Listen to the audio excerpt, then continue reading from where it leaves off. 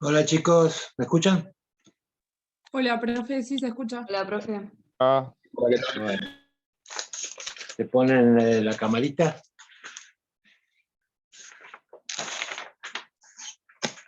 Bueno. Yo estoy Vamos con a el aprovechar. internet súper inestable, profe, por eso no pongo la cámara.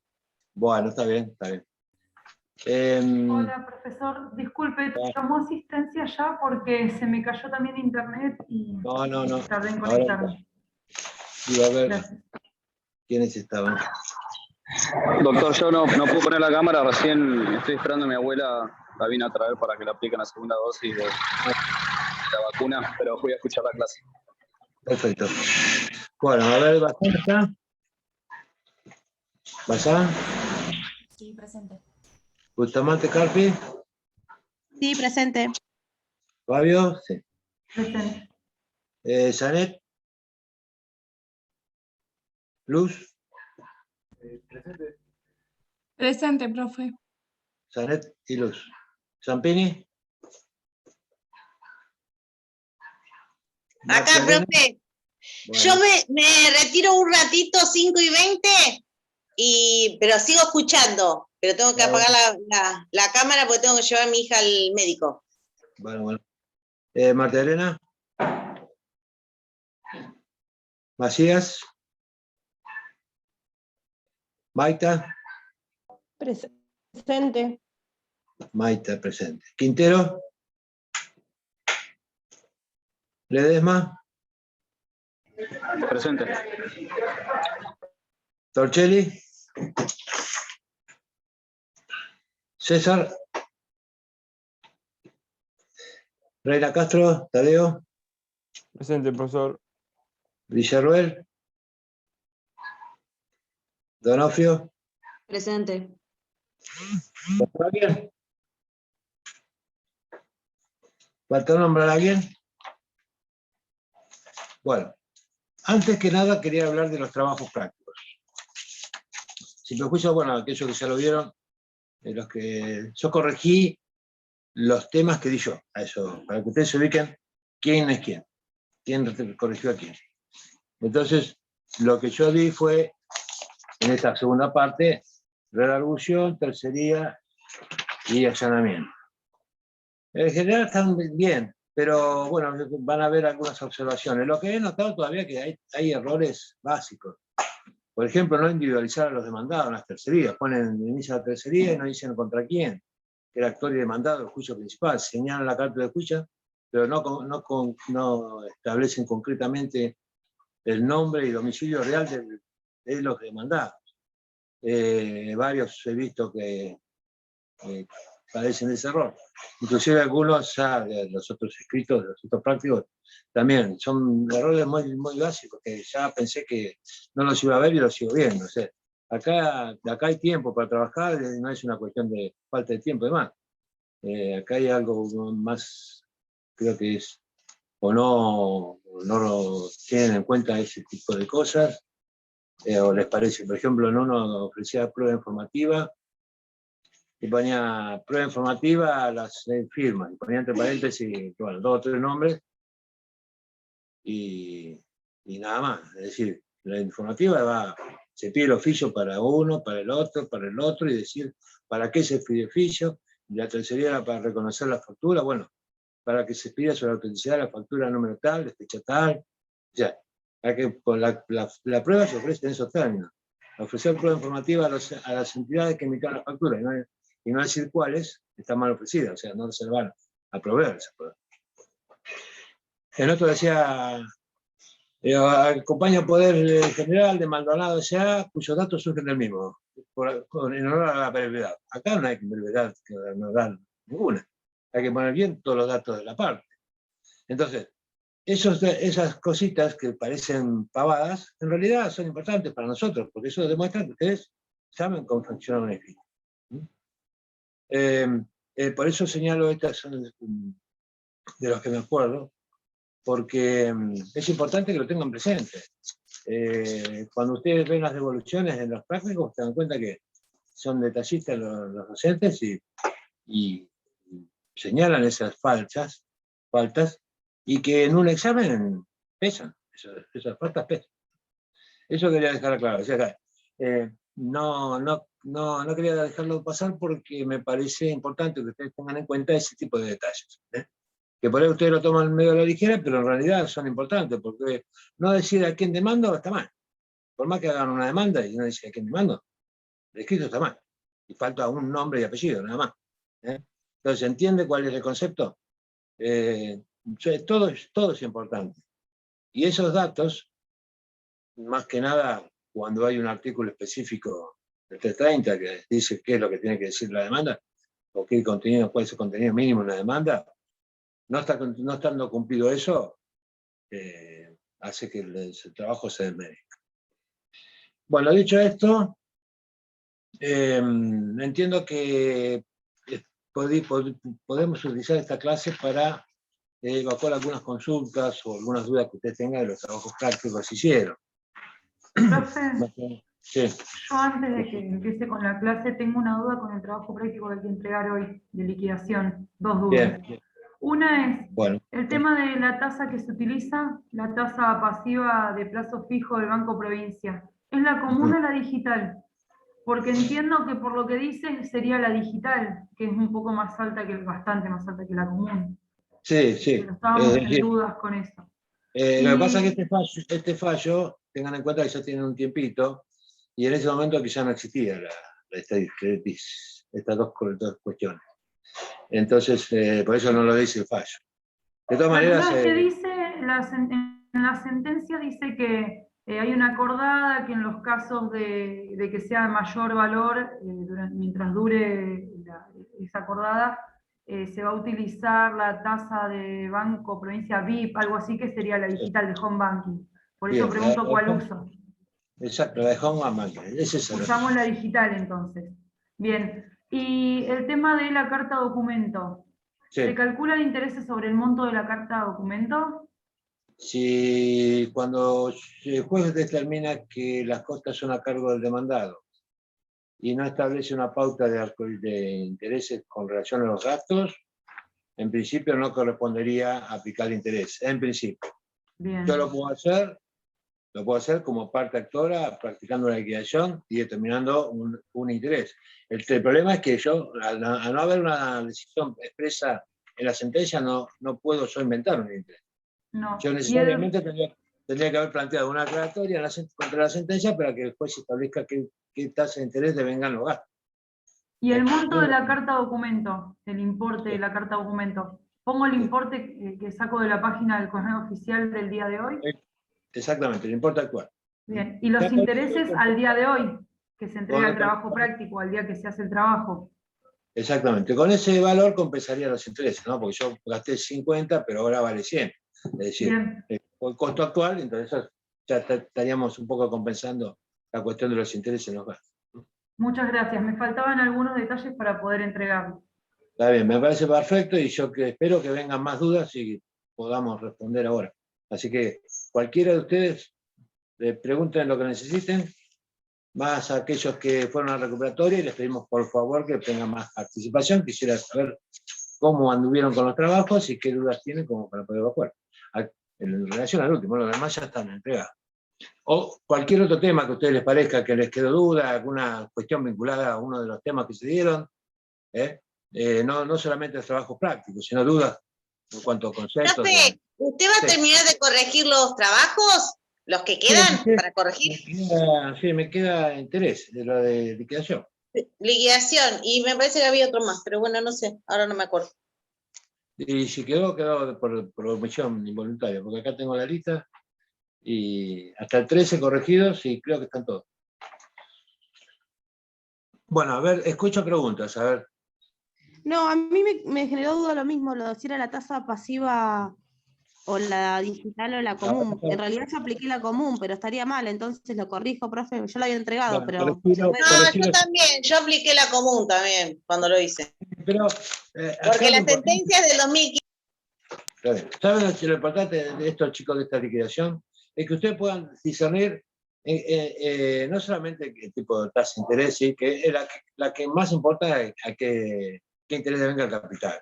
Con relación a los gastos, pueden o no estar liquidados los intereses, puede haber una mención especial en la sentencia que diga, en caso para liquidar los intereses deberán utilizarse tal tasa, que puede ser la pasiva, la activa, lo que sea. Lo importante es que ustedes tengan en cuenta y que sepan qué conceptos o qué rubros se integran en una liquidación. Cómo se determina el monto de capital. Las sentencias también, no todos los jueces tienen la misma forma de dictar una sentencia. Hay jueces que redactan de una manera, son humanos, así que cada uno tiene su forma de... Nosotros analizamos una sentencia, pero si ustedes analizan distintas sentencias, distintos jueces, van a ver que difieren una de otra bastante. Lo que sí es importante es una buena lectura comprensiva de la sentencia, porque yo leo la sentencia y me parece que está todo más o menos de acuerdo a lo que yo planteé en su momento, y después me da de todo parte de lo que yo estoy reclamando, pero después cuando yo llego a la etapa de liquidación me doy cuenta que hay cosas que no fueron recepcionadas, o que podían haber sido mejoradas por una apelación, por ejemplo, contra la sentencia, o que eventualmente no advertí que el juez utilizó una tasa de interés que era la que yo no hubiera correspondido a la que se planteó o la que yo pretendí. Entonces, una lectura comprensiva de la sentencia evita que después aparezcan cuestiones porque por omisión o por involuntaria o por no haber advertido alguna cuestión, en la etapa de liquidación aparece bien claro este tema. Por eso las liquidaciones son las que revelan el contenido de una sentencia, recién en una liquidación. La lectura de una sentencia por ahí puede generar una plena satisfacción en quien está reclamando, pero después cuando hace la liquidación se da cuenta que por ahí hay cosas que no están todas las que hubiera querido que estén. Por eso es bueno que saber cuál es el contenido en cuanto a qué tipo de rubros van a integrar la liquidación, teniendo en cuenta que esto surge de una lectura de una sentencia, todavía sin saber si esa sentencia quedará o no firme. Nosotros somos la parte actora, tenemos una sentencia favorable, pero puede haber una apelación por otra parte, que puede generar que esa sentencia se modifique. Es decir, todas estas alternativas que se pueden producir a partir de que se dictó una sentencia, pueden modificar la primera vista lo que el juez de primera instancia hubo otorgado o no, en cuanto a reclamo.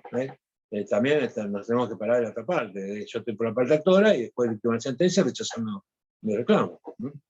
Entonces, acá también es importante, ya yendo un poquito más allá de la liquidación, es un buen recurso de apelación, una buena técnica recursiva para generar esa decisión de la Cámara que modifique todo o revierta todo el resultado de una sentencia dictada en primera instancia. Entonces, todas estas cuestiones, bueno, son las que ustedes van a tener que trabajar en la provisión directamente. Acá no podemos nosotros estar diciéndoles cómo se funda un recurso, porque tendríamos que analizar un expediente completo, por ejemplo. Ustedes tendrían que tener un expediente entero en su mano, con una sentencia dictada en primera instancia, y a partir de usted generar la cuestión de la apelación. Cosa que por ahora eso es materialmente imposible. Así que no podemos analizar una cuestión tan profunda porque las circunstancias eso lo impiden. Quizás en otra época, en otro momento, se podría haber analizado expedientes completos, pero no es ahora la posibilidad, no tenemos esa posibilidad. De todas maneras, en cuanto al tema del práctico concreto, el número 15 de liquidación, lo que ustedes tienen que tener presente es cuáles son los rubros que integran la liquidación, y concretamente el tema de gastos, cuáles son los que se pueden considerar gastos que van a integrarse en la liquidación y cuáles los que debemos hacer. Porque no solamente el trabajo apunta a la confección del escrito, practicando la liquidación correcta, estableciendo cuáles son los gastos que integran o no, sino que puede ser motivo de una impugnación. Entonces hay que evitar eso. Incluir gastos que no corresponden da la posibilidad de que la contraria impugne la liquidación. Esa impugnación puede prosperar. Si esa impugnación prospera, luego del traslado pertinente es una interlocutoria. Esa interlocutoria va a tener costas, y eventualmente quien pierda esa interlocutoria, que es la parte actora que se equivocó en la liquidación, ahí le van a regular horarios a la otra parte, y ahí la parte que yo defiendo, que es la ganadora, no obstante haber ganado, si pierde esa incidencia va a tener que pagar los horarios de esa incidencia. Le voy a generar un gasto a mi cliente que por ahí lo podría haber evitado confeccionando una correcta liquidación. Profesor, Por eso es importante. profe, disculpe, estaba mirando lo del cálculo de intereses y si le pongo la tasa pasiva del plazo fijo digital me dice que no hay ningún índice definido para la fecha indicada, que se utiliza la fecha 19 de agosto del 2008, que supongo que es cuando empezaron a Bueno, utilizarse los plazos fijos así. A mí me saltó lo mismo, pero igual te da un Sí, cálculo. sí, te da el cálculo y sigue siendo incluso mayor a la tasa si usamos el plazo fijo común. Mucho mayor, casi el doble. Sí, sí. Usamos Así igual que la bueno, digital. utilicen esa tasa. Después debe, Como si fecha, quieren, profe, Sí. usamos la del día de hoy, porque había una fecha en cada hoja de la sentencia Ujú. y no sabía cuál Sí. usar, si hoy o esa fecha. No, ustedes practican la fecha del trabajo. No, hágala, directamente la fecha del trabajo. Profe, yo quería hacer una consulta, Sí, pregunta. porque usted dijo que había que calcular sobre el monto total del fallo que da el juez, porque las fechas eran todas la misma, pero el daño material se calcula desde otra fecha, no desde el que ocurrió el hecho. ¿Eso no tendría que calcularse aparte los intereses? Yo les dije, cada rubro que analiza el juez va a disponer la procedencia o no del rubro y va a disponer la procedencia o no de la determinación de los intereses. Pueden coincidir o diferir las fechas de comienzo del cálculo de intereses. Dependerá de lo que el juez determinó en cada rubro. Ustedes tienen que ir rubro por rubro y analizar a ver desde qué fecha el juez condena al cálculo de los intereses. El juez lo dice expresamente. Y puede diferir un rubro de otro, eso no hay ningún problema. O sea, ustedes van a tener que tomar la fecha que dice el juez. Algunos son de la fecha del hecho, otros son de la fecha que se generó el gasto. Entonces eso no quiere decir que sea el mismo día. El hecho ocurrió un día y el gasto ocurrió otro día. Bueno, esa es fecha del día que van a tener que considerar para iniciar el cálculo de interés. Perfecto. Bien. Después el trabajo práctico de intereses tiene algunos anexos, que tienen ganas de leerlo, aparece como para generar otra, o incorporar algún dato interesante que a ustedes les puede parecer que es interesante para ustedes, más que nada, ¿no? Para que ustedes lo tengan presente, para que lo puedan leer. Pero acá lo importante, como lo dije, es determinar los rubros que procede la demanda, teniendo en cuenta las sentencias de primera y segunda instancia, que pueden modificar, se pueden modificar en la segunda instancia, o eventualmente en instancia extraordinaria, provincial y instancia extraordinaria nacional. Hay que ver a dónde termina el proceso. Ahí hay que determinar a ver recién cuándo podemos calcular liquidación y con qué rubros nos vamos a manejar. ¿Y cuáles son los rubros que corresponden incorporar o no como gasto? Eso es lo que vale, más que nada, para que ustedes tengan presente este tipo de circunstancias, ¿no? Que algunos gastos se generan, pero no corresponde incorporar. Me Bueno. sigue quedando la duda, profe, lo Dale. de la fecha. ¿Hasta qué fecha corren los intereses? ¿Es hasta la fecha de la sentencia o hasta la fecha efectiva de que uno hace la liquidación?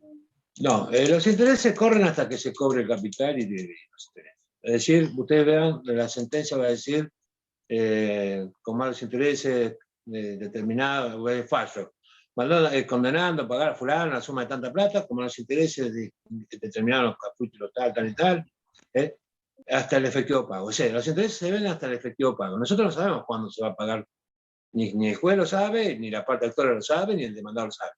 Entonces, los intereses se van a calcular. En el momento que el proceso esté en condiciones de practicarse liquidación, se puede practicar la liquidación y los intereses se calculan hasta eso. Claro, hasta el día de hoy sería, por ejemplo.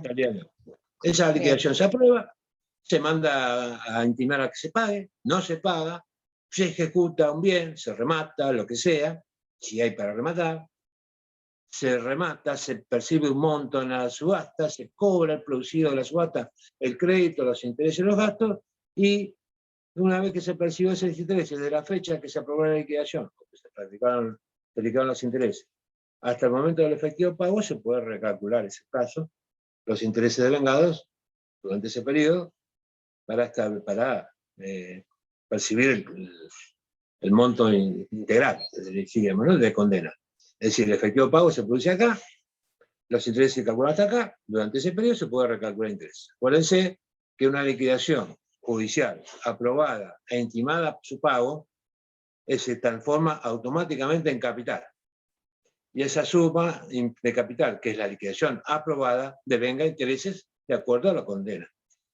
No hay anatocismo porque es una de las excepciones del anatocismo. Es decir, una liquidación judicial aprobada e intimada a su pago, se capitaliza el total del monto, es decir, se capitalizan los capital, los intereses y los gastos. Un solo monto y eso es capital. Eso devengan los intereses que condenó el juez también. Y hasta ese efectivo pago, que es el momento en que se cobró el producido de la subasta, va a devengar, se puede liquidar los intereses transcurridos de la fecha de cierre o del corte de la liquidación hasta el momento del efectivo.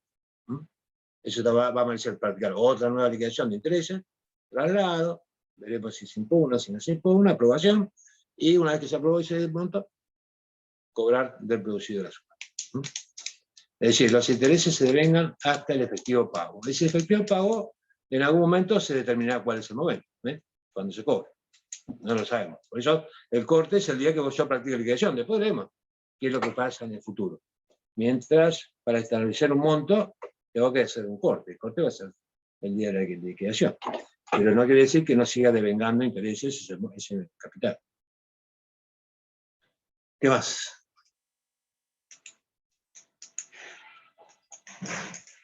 ¿De algún otro tema? ¿De los temas vistos? Profe, consulta. Con respecto a los modos anormales de determinación del proceso, nosotros hicimos allanamiento. Sí. ¿De los otros modos, hay alguna particularidad a tener en cuenta respecto a los escritos? No, lo que pasa es que difiere la forma en que se perfecciona cada uno de ellos. Acuérdense que el desistimiento tenía dos variantes, la acción y el derecho. Y yo desisto de la acción, dependerá qué cosas. ¿En qué difería el trámite que le iba a imprimir el juez al desistimiento de la acción? A ver si se acuerda alguno. Si está trabada la litis o no, se le da traslado a la contraria. Exacto. Si está notificada la demanda, del desistimiento de la acción queda traslado. Si no está trabada la litis, se desiste y se saca la resolución. Directamente se tiene por desistir de la acción y se termina el juicio y se regularán horarios, lo que sea, en esa instancia, en esa decisión. Si desisto de la acción al derecho, ¿había que correr el traslado a la otra parte?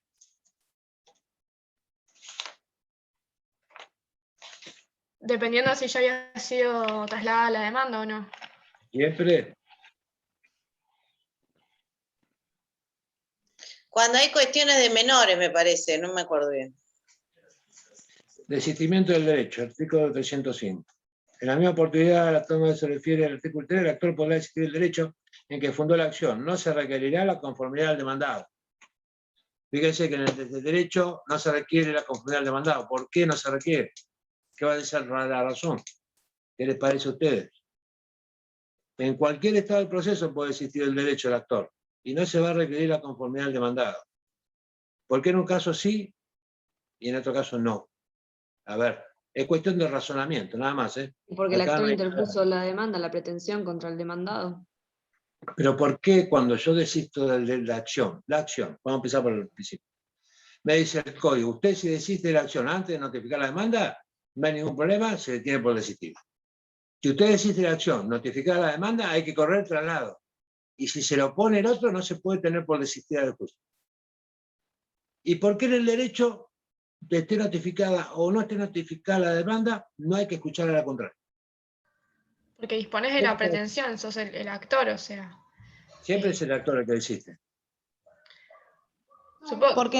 Porque la acción puede volver a ser interpuesta cuando uno desiste de la acción.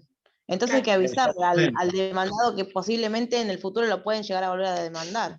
Exactamente, ahí está la cuestión del traslado, no, escuchar o no. Porque no es que deba correrse de traslado si o sí escucharlo. El tema es que se puede oponer o no, por eso va al traslado.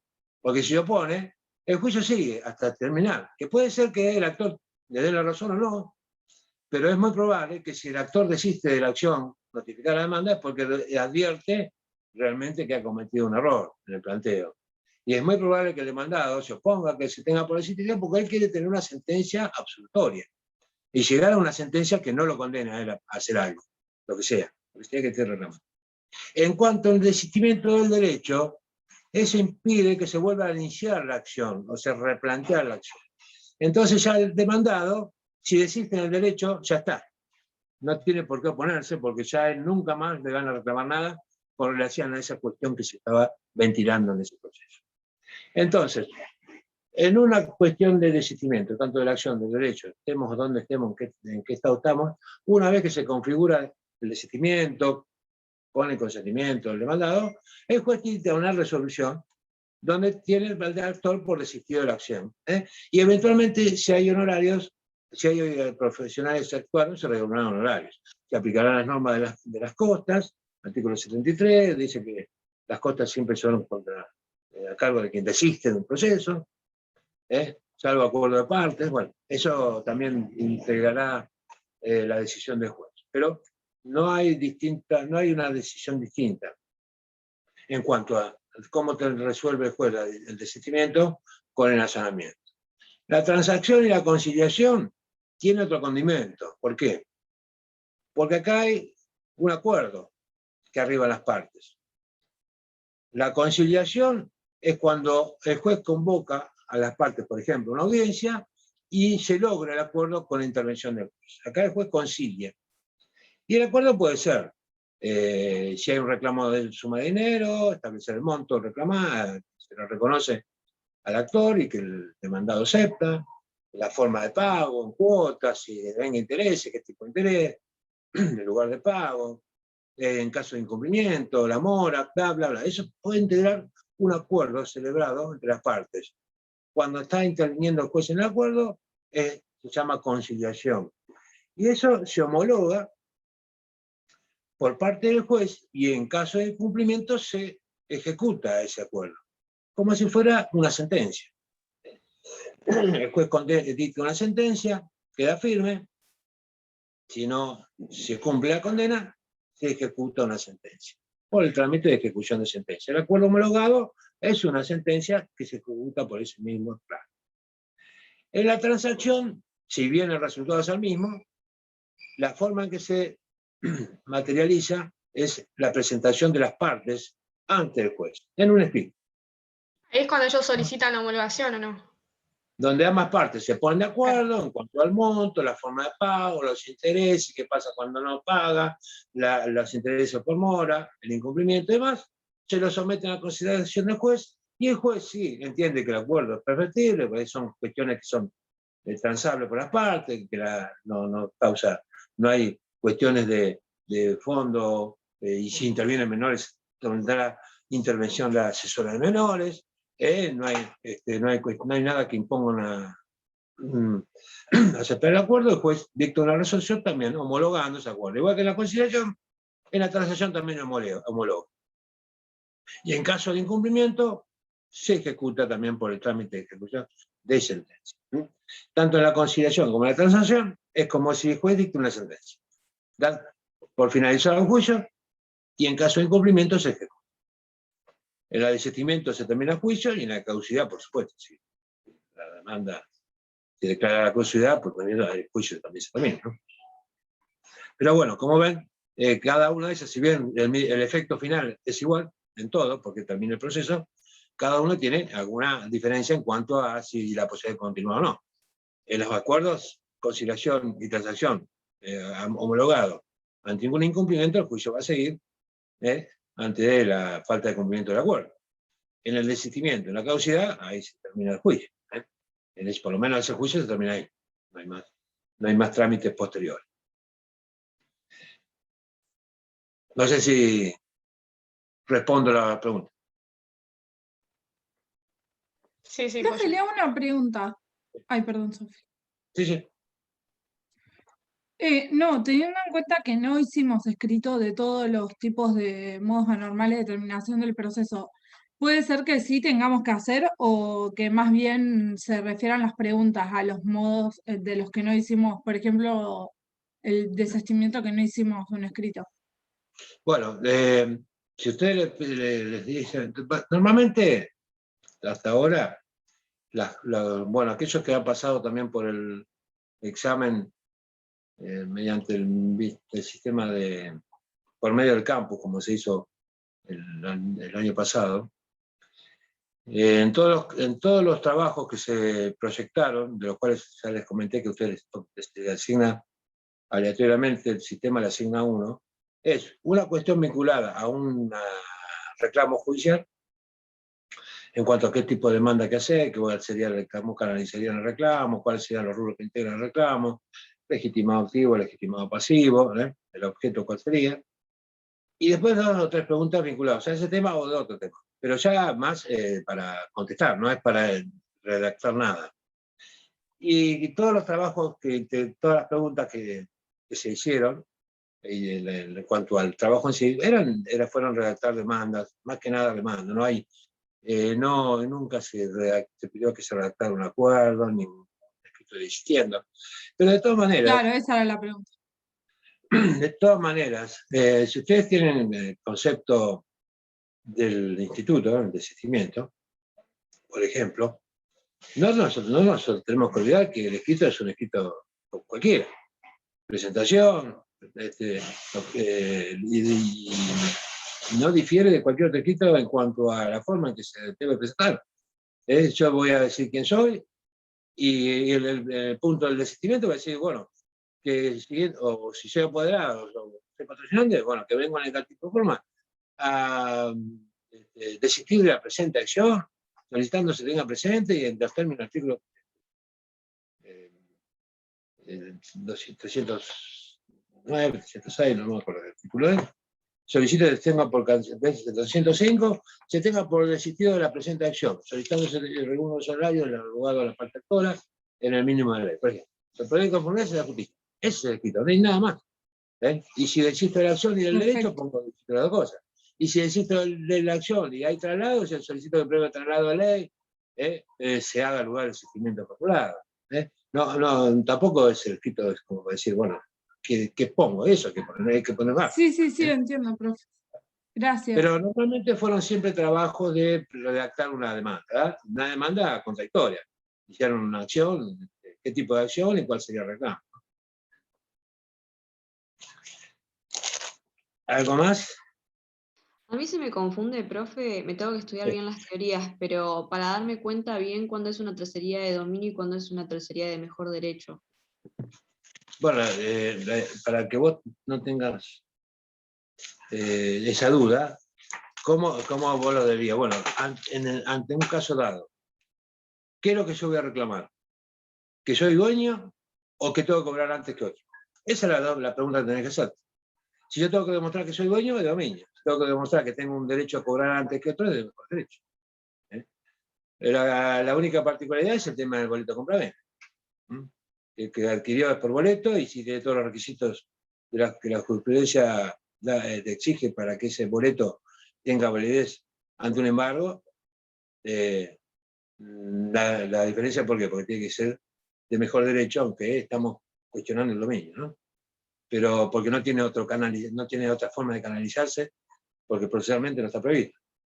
Pero, claro, se cuestiona el dominio, pero es de mejor derecho, cuando es un claro, boleto. se canaliza como una tercería de mejor derecho, pero lo que estamos intentando acreditar es que somos dueños de ese derecho. Puede ser el único caso. Después lo demás surge esa pregunta.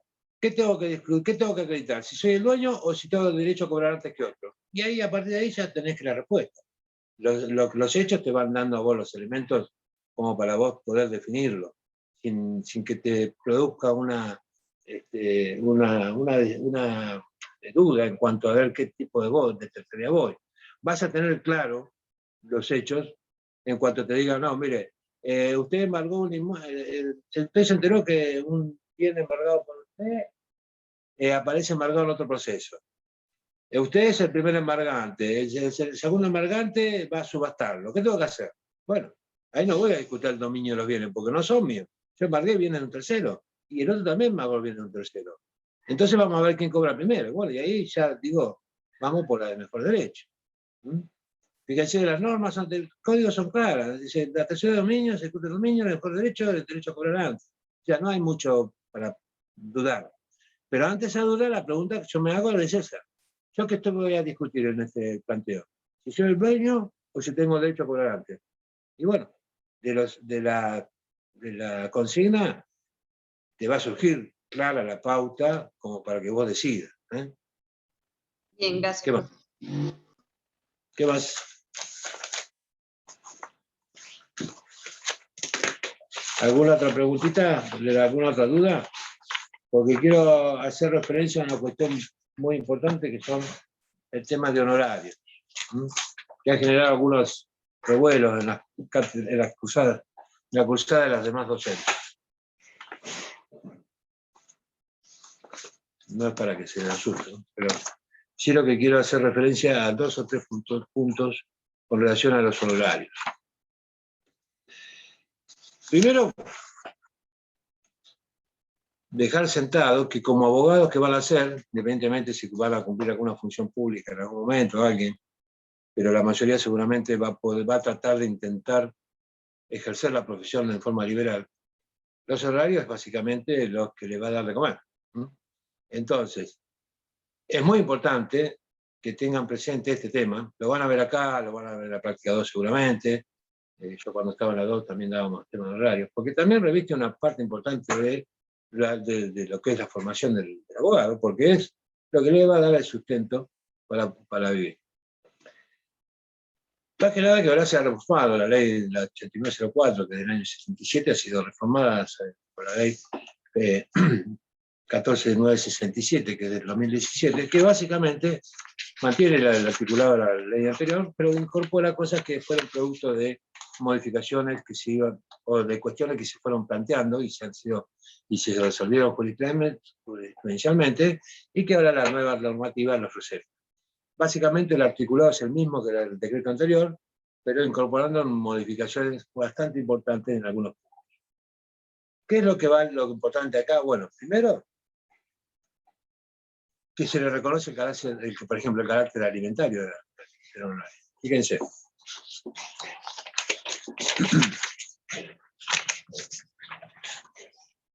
El artículo 19. Los honorarios predevengados o regulados son de propiedad exclusiva del profesional que hubiera hecho los trámites pertinentes. Quienes podrán cederlos total o parcialmente a favor de otro matriculado, quedando a su cargo el sesionario el pago de los aportes previsionales. Esto es importante porque a mí me roban los horarios, son míos, salvo que yo los puedo ceder, sí, los puedo ceder, pero, totalmente.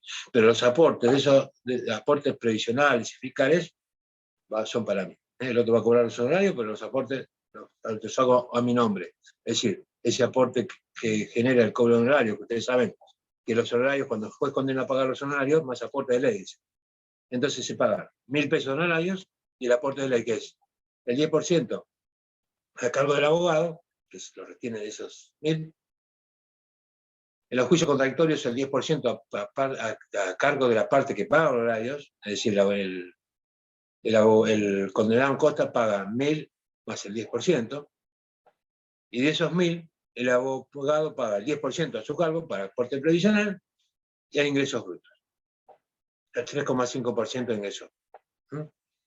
En caso de cesión, el abogado cedido percibe el monto del honorario.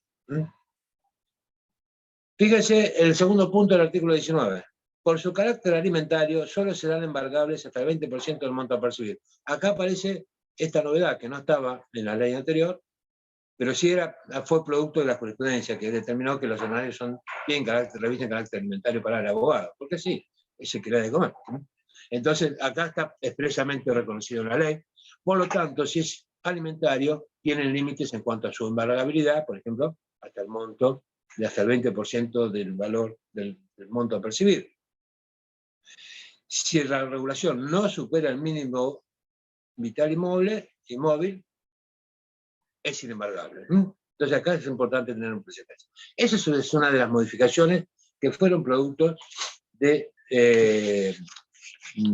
recepciones jurisprudenciales que durante muchos años se fueron generando y se fueron resolviendo en esos países.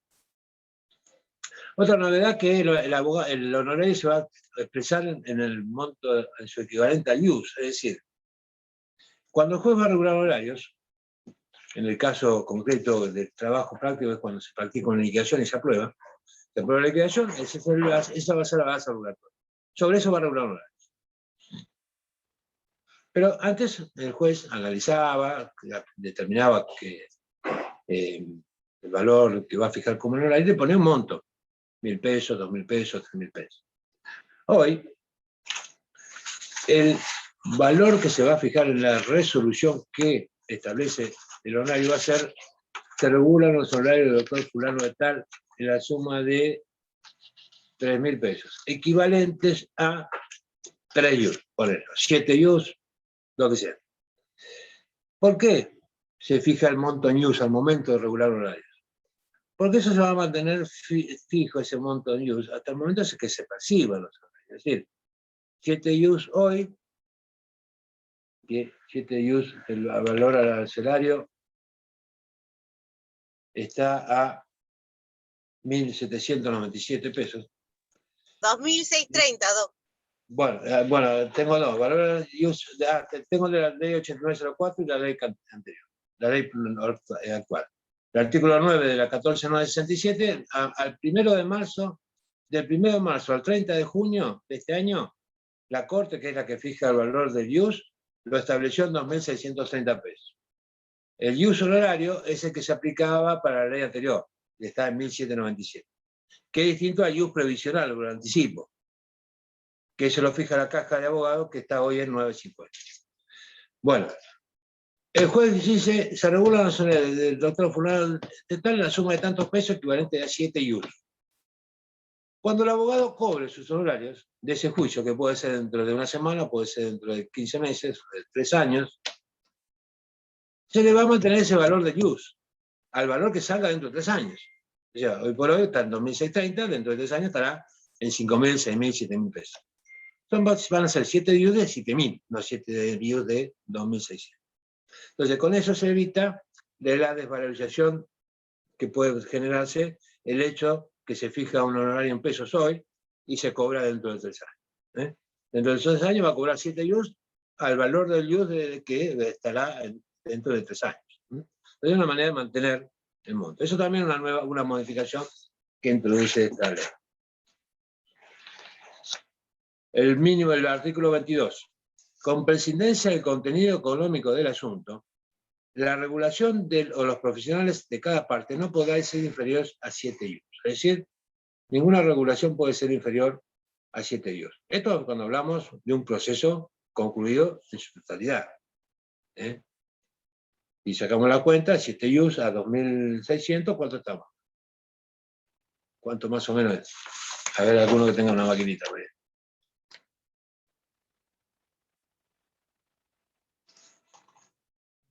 A ver, ¿ninguno le sacó la cuenta? 18.200 pesos. Si ustedes tienen en cuenta este monto, que es el mínimo, en un proceso judicial completo, imagínense en un juicio donde se están reclamando 10.000 pesos. Se genera un juicio por 10.000 pesos, se condena a pagar 10.000 más intereses. Llegamos a 20.000. Si yo aplico en un juicio de cobro de pesos, la forma en que se determina el monto es de acuerdo al artículo 21. Vayan buscando los artículos para que me van siguiendo, tengan la ley a mano. Porque esto va y viene, es un análisis de va a ir y venir. En todos los procesos susceptibles de apreciación pecuniaria, un juicio de cobro de pesos, se practicó una liquidación en 20.000 pesos. Por la actuación en primera instancia, hasta la sentencia, los honorarios del abogado se le han fijado entre el 10 y el 25% de su monto. Es decir, el artículo 22 establece cuál es el mínimo y el máximo que se va a fijar como porcentaje en un juicio de cobro de suma de dinero o de la apreciación pecuniaria. Entre el 10 y el 25. Es decir, en un juicio de 20.000 pesos, el 10% serían 2.000 y el 25% serían, ¿cuánto serían? 5.000. ¿Me siguen? Estamos hablando de una liquidación aprobada en 20.000. En un juicio de apreciación pecuniaria, de acuerdo al artículo 21, entre el 10 y el 25. El mínimo, 10%, serían 2.000. El máximo, 25%, 5.000. Ahora bien, el artículo 22 me dice que con prescindencia del contenido económico del asunto, la regulación de los profesionales de cada parte no podrá ser inferior a 7 IUs. Es decir, el 21 me dice entre el 10 y el 25, de 2.000 a 5.000. Y el 22 me dice no puede ser menos de 7 IUs, es decir, estábamos en 18.000. Acá, como ven, lo que pretende la ley es mantener un valor razonable, reconociendo el trabajo y prescindiendo del monto del proceso. Porque el trabajo es el mismo en un juicio de 10.000 que en un juicio de 10 millones. El trabajo del profesional es el mismo. Podrá variar algún medio de prueba un poco más profundo en un caso que en el otro, pero todo el proceso transcurre con las mismas etapas. La actuación del abogado va a ser igual en un juicio de 10.000 que en un juicio de 10 millones. Por eso, la ley reconoce el trabajo más que el valor, fijar el valor del trabajo del abogado íntimamente vinculado al valor del juicio. Siempre el juicio que no tenemos que desconocer esa ligación que existe entre el quantum del juicio y la regulación judicial. Pero como ven acá, la ley se aparta un poco de ese principio, vinculando exclusivamente la determinación del abogado del honorario, considerando el valor del juicio, al establecer este mínimo, que cualquiera sea el valor del juicio, y aplicando la escala de 21, que es decir, entre el 10 y el 25, no puede ser inferior a los 7 IUs que hoy por hoy valen 18.000 y pico.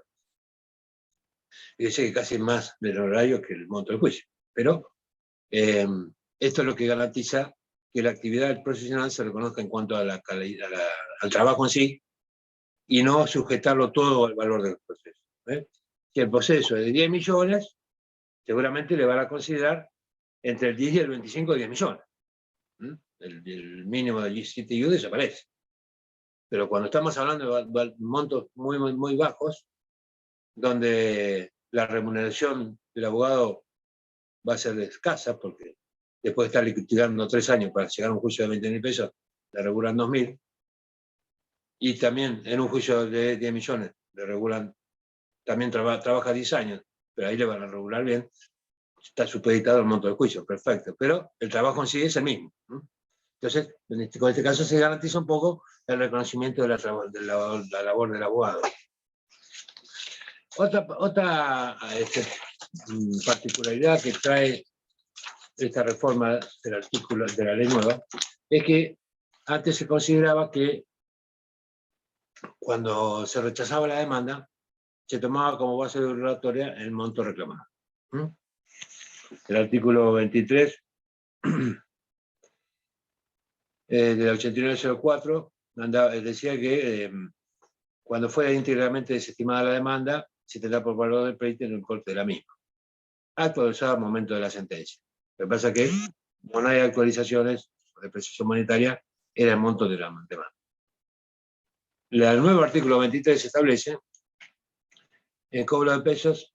Cuando fuera íntegramente desestimada la demanda de la convención, se tendrá como valor o monto del pleito del total reclamado, incluyéndose los intereses que hubieran integrado la pretensión. Es decir, acá la base regulatoria se incrementa porque se incorporan los intereses. La ley anterior no preveía esta cuestión, hablaba de depreciación monetaria, pero no existe, está prohibida la actualización por depreciación monetaria, así que era el capital pelado. Acá en la ley actual se reconocen los intereses. Siempre hubieran sido parte de la pretensión. Si yo reclamo capital sin intereses, no corresponde. Si estoy reclamando capital más intereses, sí corresponde incluso.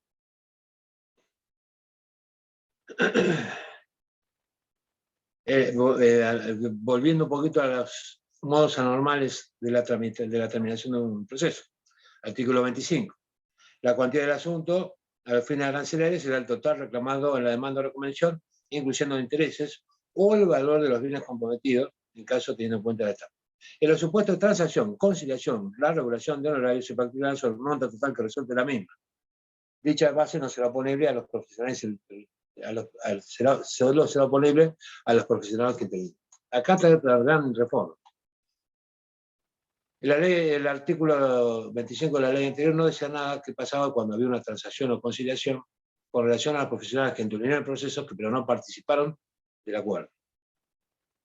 La jurisprudencia fue y vino en punto a si correspondía oponer el acuerdo, no oponer el acuerdo al que no participó, si correspondía regular horarios en base al reclamo original al que no participó, y a los que participó en el acuerdo el monto de la transacción. La jurisprudencia primero dijo que sí, que no corresponde poner, no había que ponérselo al que no participó, después dijo que no, después dijo que sí. Bueno, acá la ley sanea esa discusión y establece que es inoponible al profesional que no participó del acuerdo. Es decir, al profesional que no participó del acuerdo, por ejemplo, que inicia una demanda, la inicio yo, y contesta la demanda, y en la etapa de prueba, la parte actora sustituye el letrado. Cambia de abogado. Y sigue interviniendo con otro. Y sigue avanzando el juicio y llega a un acuerdo. El segundo letrado con el letrado de la demanda. ¿Qué pasaba con el abogado que inició la demanda? No participó del acuerdo, entonces la discusión era si le ponían o no, si el monto para regularle a él era el que se reclamó oportunamente o el monto del acuerdo. La jurisprudencia vino. ¿De acuerdo, profe, se tiene que homologar o no? En algunos casos. Y también es recurrible. Claro, en algunos casos le decía es oponible, en otros es inoponible. Bueno, la ley, ¿qué dice? Dicha base regulatoria, es decir, el monto de la transacción, solo será oponible a los profesionales intervinientes en la transacción. Es decir, aquel abogado que no intervino en la transacción le van a regular en base a el 25, último parte. Esto soluciona un problema de discusión que venían durante años, se venía planteando en materia jurisprudencial. Claro, y en el caso de estar afectando a alguna de las partes, ese acuerdo se puede recurrir. No, por supuesto. O sea, si las partes denuncian el acuerdo y lo someten a la consideración del juez, el juez lo homologa. Lo que pasa es que el homologar tiene que regularlo el supuesto. Entonces, a los abogados que participan del acuerdo le va a regular, tomando como base regulatoria, el monto del acuerdo. Pero el abogado que intervino en su momento y no participó del acuerdo le va a regular de acuerdo a lo que se reclamó, que podrá diferir del monto del acuerdo. Se dice una demanda por 10 millones y se arregla en 1 millón, a los abogados del acuerdo le regula sobre 1 millón. Al abogado que no participó le va a regular sobre los 10 millones. Eso es lo que soluciona la ley y saca de lado esa discusión que se planteó siempre. También algo interesante que ustedes sepan, el abogado de la parte actora le va a regular en el caso del juicio susceptible de apreciación pecuniaria entre el 10 y el 25. ¿Cómo se establece ese 10 y el 25? ¿Quién determina cuándo corresponde al 10, cuándo corresponde al 25? ¿Qué pautas toma el juez para decir, bueno, a este abogado en este juicio le regulo el 15, a este le regulo el 20? Total tengo hasta el 25 como máximo. O puedo regularlo el 10 porque considero que lo que él hizo solamente merece que le regule sobre el 10% del monto del acuerdo, del proceso. Bueno, este 10 y 25, que establece la ley como punto mínimo máximo, es para decirle al juez que tiene un piso y un techo. Ya, de acuerdo al monto no puede bajar ni menos del 10, porque sería ilegal, y no puede superar el 25%, porque sería ilegal. Pero ¿cómo el juez decide? Acá regulo al abogado de la parte actora el 10, en este juicio le regulo el 15, en este juicio le regulo el 17. Normalmente toman un promedio, es el 17,5, pero no siempre sucede eso. ¿Y cuáles son las pautas que debe tener en cuenta el juez? Bueno, la misma ley establece algunas pautas. Fíjese el artículo 16. Dice, para regular horarios se tendrá en cuenta el monto del asunto, si fuera susceptible a la apreciación pecuniaria, por supuesto. El valor, mérito y calidad jurídica de la labor desarrollada. La complejidad y novedad de la cuestión planteada. La responsabilidad de las particularidades que pudiera haberse derivado para el profesional. El resultado obtenido. La trascendencia de la resolución que se llegara en caso de futuro. Las actuaciones esenciales establecidas por la ley para el desarrollo del proceso y las actuaciones de mero trámite. La trascendencia económica y moral que para el interesado reviste la cuestión en debate. La posición económica y social de las partes. El tiempo empleado en la resolución del litigio, siempre que la tardanza no fuera imputable al profesional. Entonces, como ven, la regulación de los abogados, que debe ser representado a la parte vencedora, se efectuará en la base a la media del 21, por eso hablaba yo del 17,5, que es la media entre el 10 y el 21, pudiendo disminuirse por resolución fundada. En ningún caso el juez del proceso podrá violar bajo pena de nulidad los mínimos legados establecidos por ley. La regulación no se respete mínimos a la hora de incurrir al juez en falta, bla. Bueno, como ven, el juez, para establecer cuándo regula más del 17,5 o menos del 17,5, hace este análisis. Todo este artículo es el que el juez va a tener que tener en cuenta para establecer en qué casos va a regular el 15 y en qué caso va a regular el 20. Teniendo en cuenta todas estas circunstancias que surgen del artículo. Por supuesto que ustedes cuando vean una regulación de horario van a ver en atención a los trabajos realizados por el doctor fulano tal, teniendo en cuenta el valor económico del proceso que asciende a la suma de tantos pesos, y analizar las actuaciones del profesional, las derivaciones del mismo y las etapas cumplidas en el proceso, se le regula una suma de tantos pesos equivalente a 31. Con más los aportes de ley, requístese, notifíquese al obligado al pago. Esa va a ser la resolución. El juez no va a decir, en definitiva, qué porcentaje le regulo. No va a decir, le regulo el 17,5, el 15, el 11, el 24. No lo va a decir después en la resolución. Tampoco va a decir todas estas circunstancias que surgen el 16. Podrá ser valer 1 o 2, porque no siempre están presentes en la actuación del juez, del abogado, y no siempre están presentes en todos los juicios que se pueden dar estas circunstancias. Pero lo que tenemos que tener en cuenta es que el juez no me va a decir, le regulo el 10%, o le regulo el 15% o le regulo el 20%. Le voy a decir un monto y el equivalente en use. La actividad nuestra como abogado va a ser controlarlo al juez. ¿Por qué?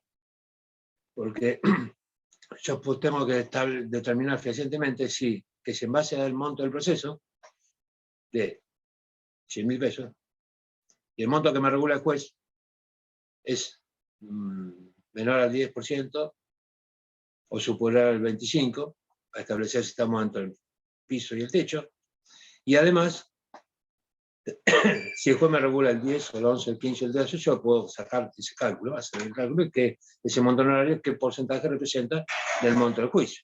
Entonces, puedo considerar que el juez me fijó como honorario un 12% del valor del juicio y considerar que para mí es poco. O la otra parte puede considerar que es mucho. Entonces, pues vamos a ver qué pasa cuando aparece esta circunstancia. Pero lo importante es que ustedes tengan en cuenta que el juez no va a decir, le regulo el 20% o el 12%, regulo un monto. Y ustedes tienen que sacar el porcentaje. Y poder establecer si está dentro del mínimo y del máximo, por un lado, el 10 y el 25, y por otro lado, si les parece que está bien, que tomó el 12 o el 14 o el 15 o el 18. ¿Considera que es poco? Bueno, ahí veremos cómo lo manejamos. También la ley es importante porque, si bien establece pautas objetivas por un lado, para establecer el monto honorario, ¿por qué? Porque hay juicios que no tienen monto, o no hay ningún elemento que establece el valor. Entonces aparece el artículo 9, formas de regular honorarios. Por ejemplo, el proceso de familia. Artículo 9, bueno, habla de la institución del ius, que equivale al 15% el 1% del sueldo del juez con 15 años de antigüedad, incluido básico, permanencia, bloque de título. Esto también es nuevo, antes no estaba.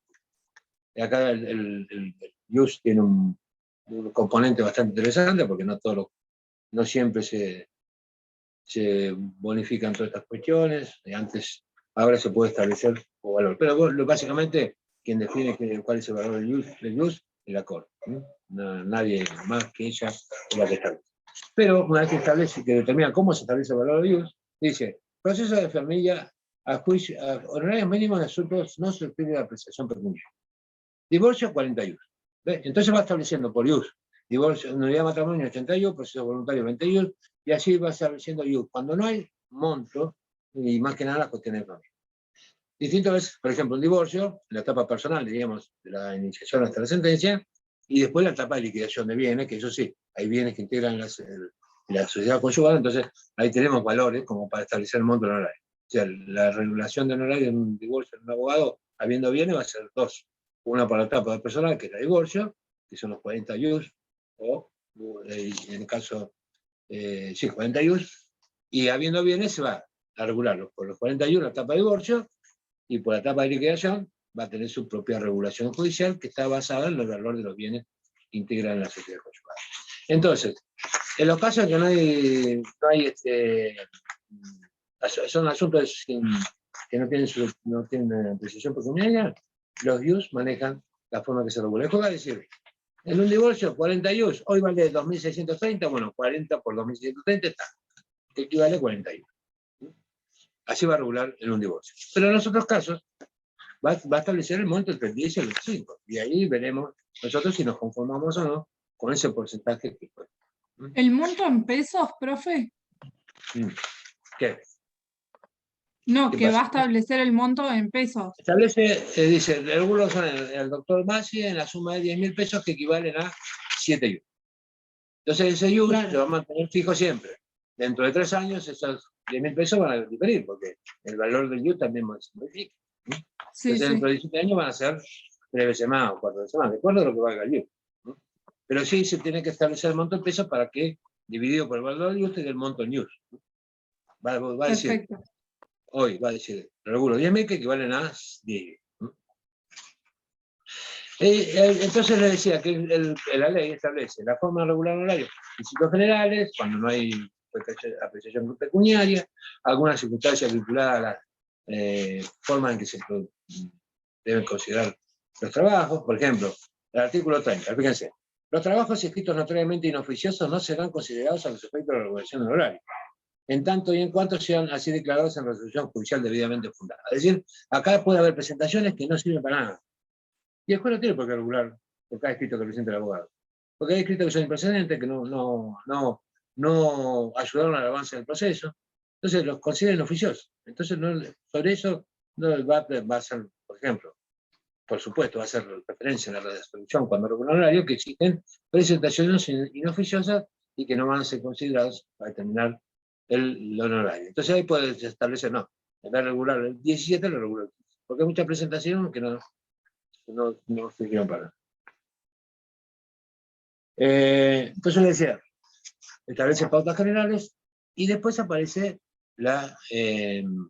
determina los distintos tipos de procesos, cómo se establece la base regulatoria. Porque si bien es importante saber cuánto me regulan, también es importante saber en base a qué me regulan.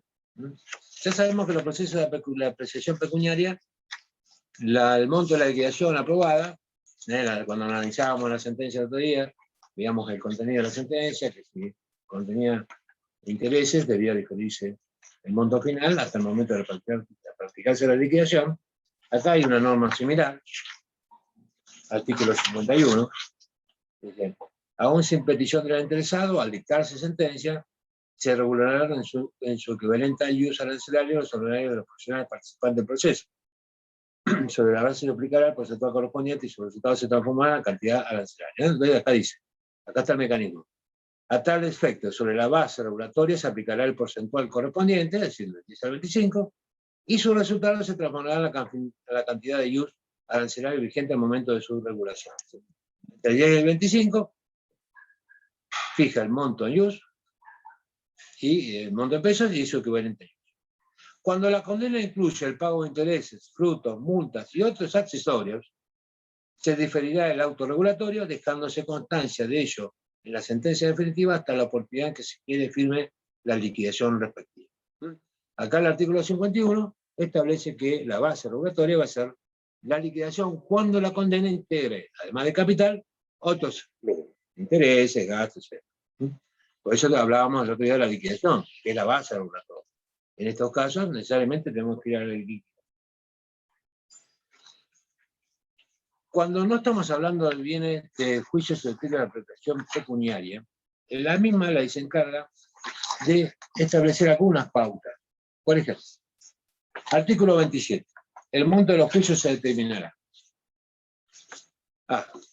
Bueno, acá vamos a hacer una lectura rápida, ¿no? Cuando se trata de bienes inmuebles y no han sido tasados, se tendrá la evaluación fiscal incrementada en un 20%. Entonces yo acá, si estamos hablando de un juicio de reivindicación de un inmueble, se termina el juicio y se asegurará la demanda con costos. ¿Cómo se va a determinar la base regulatoria? Evaluación fiscal.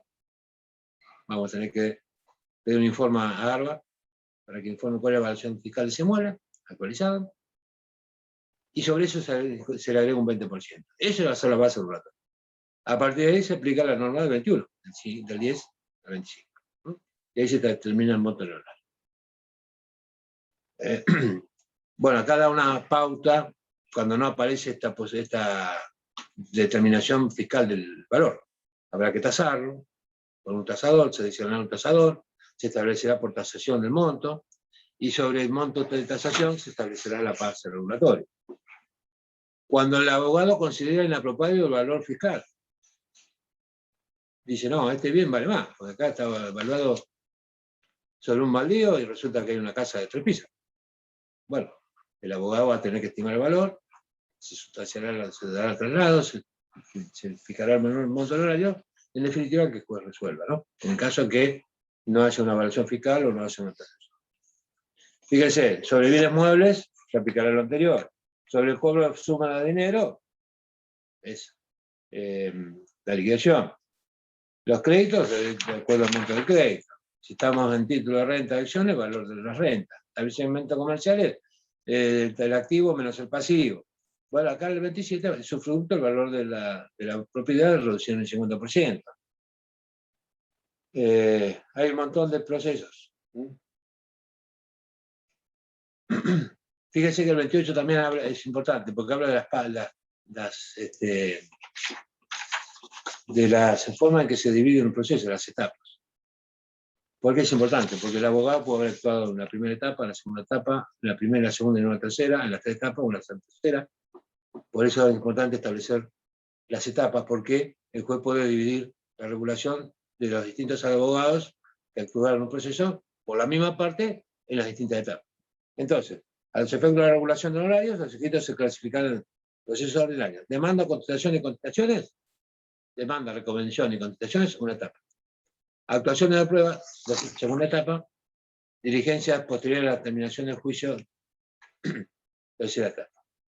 Y así van a ver procesos sumarios, sucesiones, y cómo se dividen las etapas del juicio para poder establecer la regulación. Si en un juicio donde se cumplieron las 3 etapas, demanda de contestación, prueba, y las etapas y la sentencia, pues el abogado actuó en la primera parte, el otro abogado en la segunda y el otro en la tercera, le va a regular horarios a todos, el monto total dividido por 3. Al primero por la primera etapa le va a regular la tercera parte, al segundo por la segunda etapa la tercera parte y al tercero por la tercera. Por eso es necesario establecer las etapas del juicio, porque puede aparecer en algún proceso que los abogados actuaron en distintas etapas. Entonces después dividirá, bueno, a este le tocó ahorrar la primera etapa, le reguló la tercera parte del total. La dividirá por 3. Profe, también es importante decir cuando vienen 2 abogados por una sola parte que se dividen los honorarios. Sí, cuando es abogado patrocinado con patrocinante, se utiliza la figura del procurador, quizá ahora no existe. El procurador es una figura de un casi abogado.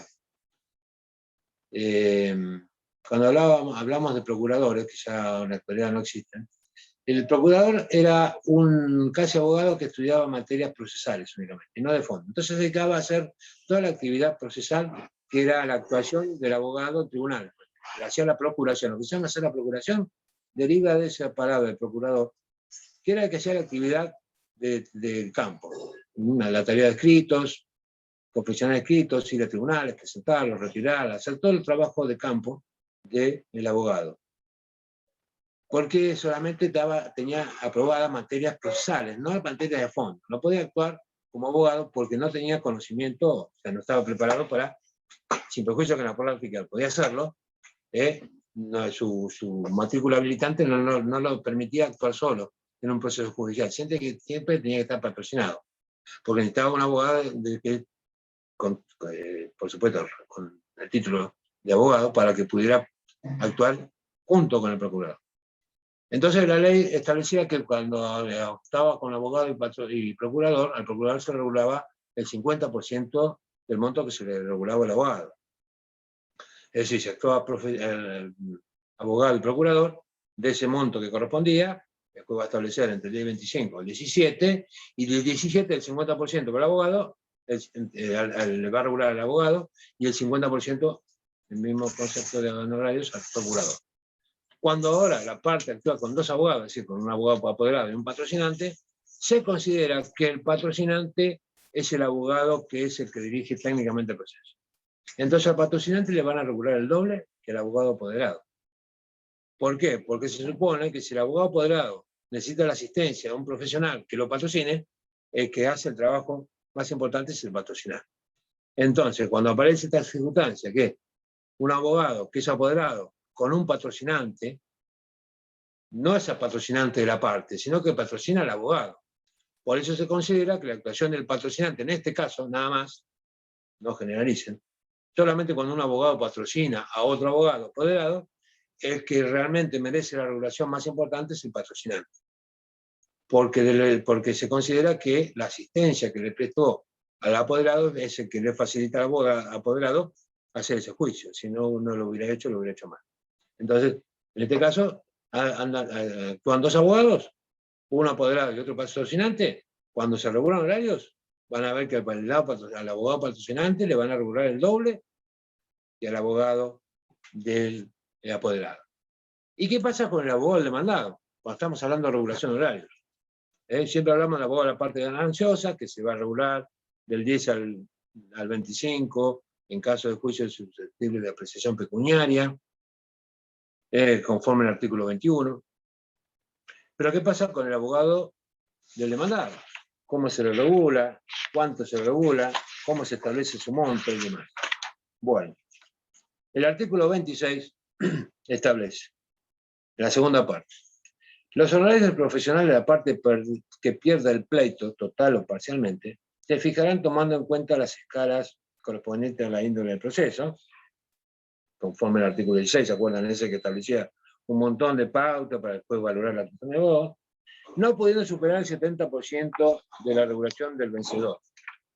Es decir, cuando le regulen el horario al abogado de la parte actora y ganadora del juicio, en este caso, le van a fijar, tomando en cuenta el valor del proceso, de ahí va a ser la liquidación aprobada, esa va a ser la base regulatoria, de ahí después va a determinar entre el 10 y el 25 qué monto fija de honorario, estableciendo el monto en pesos y su equivalente en use, y para el abogado de la parte demandada va a establecer el 70% de ese monto que le fijó al abogado de la parte actual. Siempre va a establecer primero el abogado ganancioso, habla de la parte actora, porque normalmente es la que gana, pero en realidad tenemos que hablar del abogado que gana, sea demandado o actor, y cuando se le regula al abogado que gana, el juez regula también al abogado que pierde. Y establece el monto en el 70% del honorario del abogado que gana. Y también su conversión en use. Entonces va a mantener ese valor durante el tiempo que transcurra desde el momento que se le fija el horario hasta que perciba el. Y siguiendo un poquito, para ya por terminar, concluir este tema, van a ver que aparecen a partir del artículo 30, 31, habla de las administraciones de las causas penales, los juicios ejecutivos, el 34, el 35 en el proceso sucesorio. Ahí van a ver en cada tipo de proceso un artículo específico, a partir de ahora del 30, 31, y cómo se determina la base regulatoria. El proceso ejecutivo va a tener una forma de su determinación, cuál es la base. En el proceso sucesorio también va a tener la forma de establecer la base regulatoria, que tiene variantes, según sea único o bien que integra los versos conyugal tiene una base regulatoria, una forma de establecer las pautas. Ya salimos del 10 al 25 y vamos a esa pauta que torna al 35. Si está dentro de los cánones previstos para poder inscribirse bien como bien de familia, también tiene otra forma de determinar distinta cuando hablamos de sucesiones. En los procesos concursales también aparecen pautas. En las medidas cautelares, solamente se acuerdan que nosotros cuando hablamos de cautelares, decíamos que podemos iniciar la cautelar en forma autónoma, trabar la cautelar y después iniciar el juicio de fondo.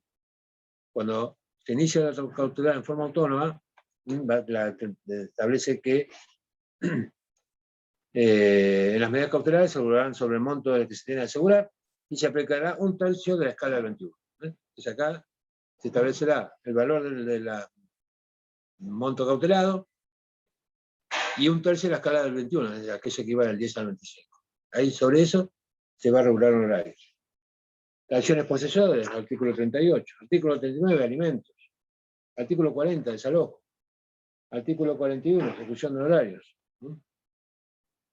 Causas laborales. Acciones administrativas. Profe, ¿vamos a tener que saber toda la ley? No, ustedes vayan más o menos a los juicios que nosotros vemos en la práctica. Juicio de cumplimiento de contrato, escrituración. Si estamos hablando de cumplimiento de contrato, para ustedes, ¿cuál es la base regulatoria? Del día del 25. Pero la base, esa es el porcentual, la base. El monto del juicio. El del contrato. El contrato. Entonces, todo va a girar de acuerdo al objeto del proceso. Si estamos hablando de un proceso de escrituración, ¿cuál va a ser la base regulatoria? No confunda la base con la alícuota. La alícuota es con el valor de compra. ¿Cuál era el artículo que analizamos? El 27. En un juicio de escrituración estamos hablando de un juicio que está como objeto del proceso un inmueble. Cuando hablamos de un inmueble, ¿estamos hablando de un contrato de compraventa o de un bien inmueble? De la evaluación, dice, del inmueble. Entonces estamos hablando del inmueble. Entonces la base regulatoria va a ser el valor fiscal, y de acuerdo al 27, ahí tenemos las distintas posibilidades. Si no hay valor fiscal, tenemos la tasación, y si hay valor fiscal, es el valor fiscal incrementado en un 20%. Si estamos hablando de un juicio de desalojo, artículo 40, a ver, ¿quién me lo resuelve? ¿Cuál va a ser la base regulatoria? No la alícuota.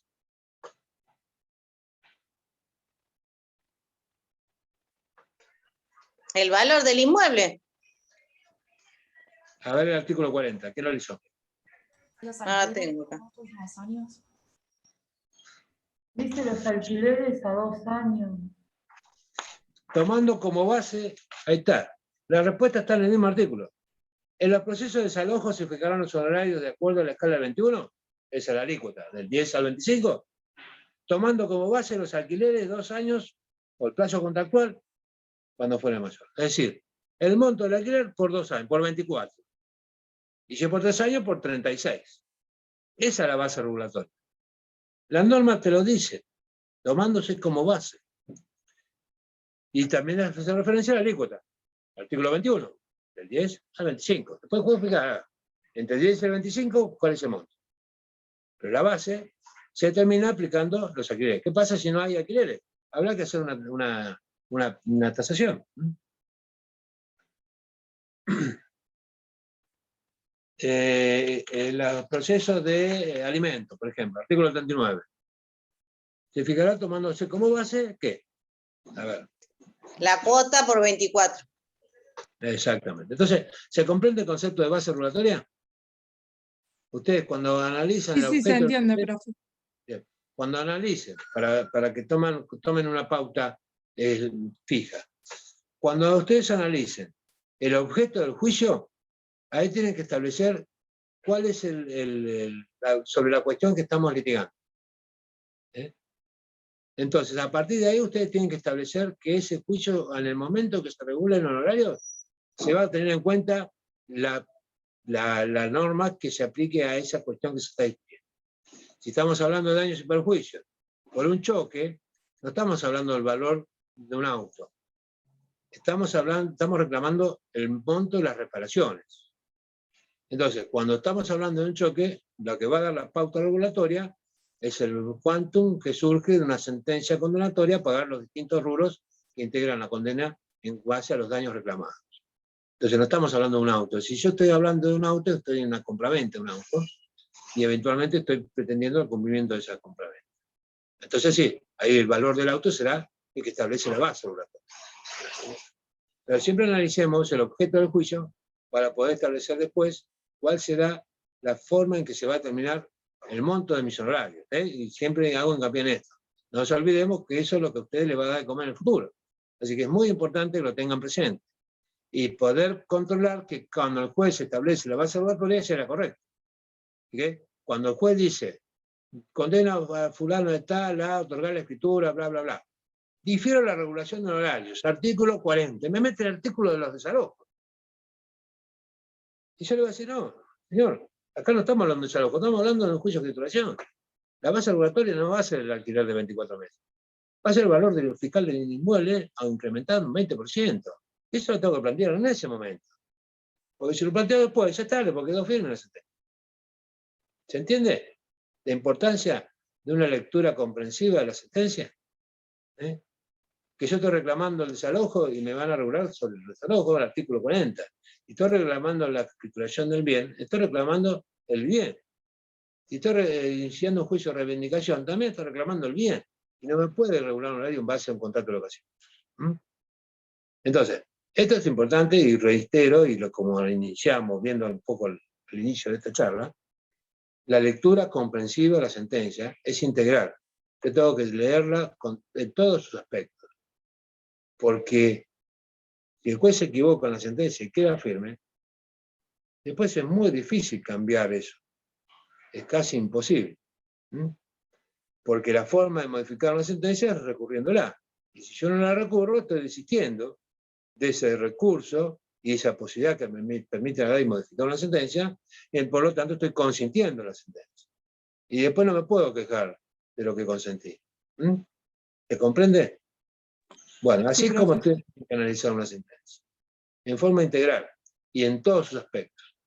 En cuanto al monto reclamado, los intereses, desde cuándo y hasta cuándo, qué tipo de tasa reclamé, qué tipo de tasa condenó, si está bien o está mal lo que el juez puso, analizaré la jurisprudencia actual y veré si el juez aplicó la jurisprudencia que corresponde o no, o aplicó una anterior y se modificó, y cómo me difiere la regulación del horario, que eso es lo que más me importa como abogado.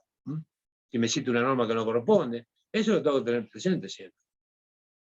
Y así es como se analiza una sentencia. Bueno, como ven, la ley en sí es una ley corta, son 50 y pico artículos.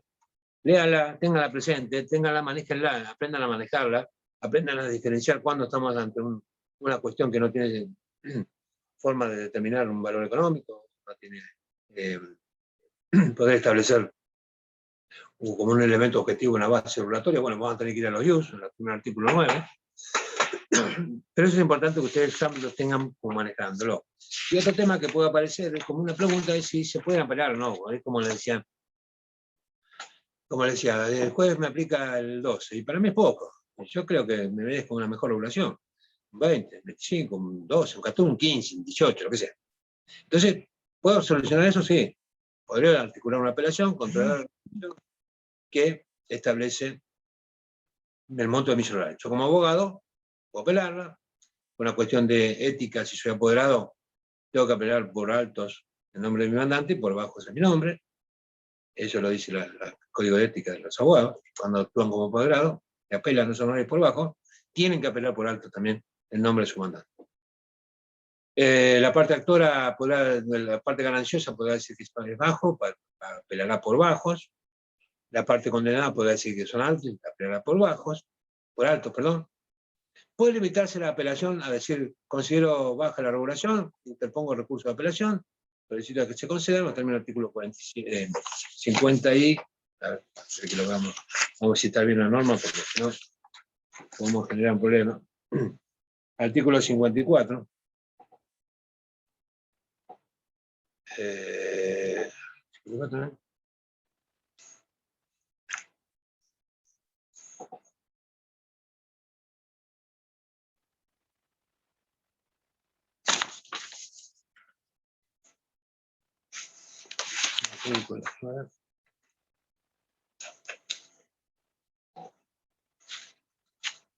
Bueno, me perdí.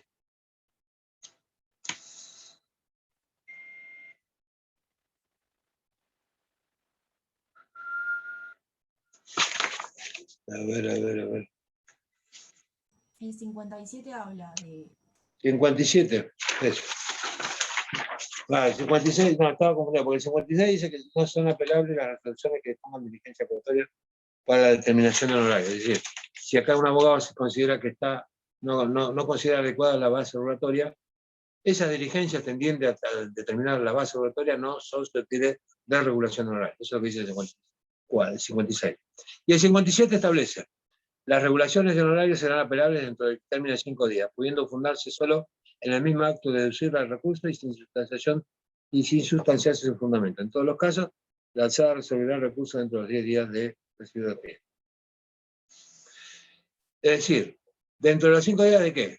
De haberse notificado los horarios. Normalmente, la regulación de horarios se notifica por cédula. Cuando recibo la cédula, tengo 5 días para interponer la apelación. Por bajos o por altos, como le dije recién. Pero también el abogado que considere hacer alguna referencia a las circunstancias que hacen que considere bajo o alto la regulación, podrá manifestarlo. Podrá fundar su recurso. Pero fíjese qué particularidad que tiene este recurso. Cuando nosotros hablamos de recursos, que hablábamos de recursos que se interponían antes distintas resoluciones que se dictaban en el proceso, hablábamos de la forma que se considera en relación o libremente. ¿Se acuerdan? Libremente, contra sentencia definitiva, en relación a todas aquellas resoluciones apeladas. Cuando hablábamos de apelación en relación, era la interpretación del recurso, dentro de los 5 días notificarte la resolución a apelarse, y una vez conseguido el recurso, 5 días para fundar ese recurso. En el caso de honorarios, si bien la resolución es apelable, el fundamento solamente podrá realizarse en el momento en que se apela. No como el 242 o 246, que habla de apelación y considera la apelación fundamento. En este caso, el 57 es claro. Se podrá apelar, pudiendo fundarse solo en el mismo acto de deducirse el recurso. No hay posibilidades de su fundamentación en forma posterior. Yo apelo por bajos o por altos, y ahí mismo, en ese mismo escrito, tengo que fundar. Y otra particularidad que reviste este artículo es que establece, a diferencia del recurso ordinario, el recurso común, que el recurso común, reiteramos, apelación, considerar apelación, 5 días para fundar, esos fundamentos, traslado, y una vez vencido el traslado, se elevaba a Cámara. En este caso, no solamente la norma establece la posibilidad de fundamentarse en el mismo acto de su apelación, sino que no hay sustanciación. Es decir, no hay traslado. Fíjense, pudiendo fundarse solo en el mismo acto de deducirse el recurso y sin sustanciarse sus fundamentos. Aquí no hay traslado. Directamente se apela, se funda, el juez concede la apelación y eleva a la Cámara. Y la Cámara tiene 10 días para resolver. Esa es la particularidad que reviste la cuestión vinculada a las apelaciones en materia de honorarios. No nos olvidemos, o no nos confundamos con el recurso común. Apelación, concedida la apelación 5 días para fundar, traslado y elevación a la Cámara. Acá es apelación, fundamentación y elevación. No hay ningún paso intermedio. ¿Quedó claro? Sí, profe. Bien. Le hago una pregunta, profe, porque me tengo que ir. Mañana no hay clase plenaria, ¿no? No. Ah, perfecto. No. Ya creo que vamos directamente para este, es el jueves que viene, parcial. Sí, es el jueves. Bueno, sí, que pasamos directamente al parcial. Así que, si no hay nada más que preguntar, terminamos la cursada. Y bueno, en el próximo encuentro será en el parcial.